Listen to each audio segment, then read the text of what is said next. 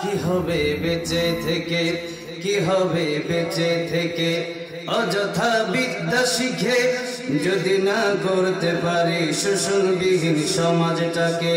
কি হবে বেঁচে থেকে, কথা ঠিক না ঠিক?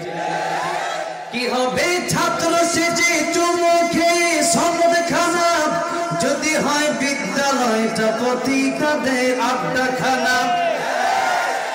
বাংলাদেশে বিভিন্ন কলেজে সমস্যা হওয়ার পরও এদের নামে কোনো উল্টাপাল্টা কথা বলা হয় না, কিন্তু আমার মাদ্রাসার বিরুদ্ধে আমার মতো কিছু লোক লাগছে। কথা বলেন ঠিক না বেঠিক? এরকম বক্তা, যে বক্তা হেফজখানার বিরুদ্ধে কথা বলবে, যে বক্তা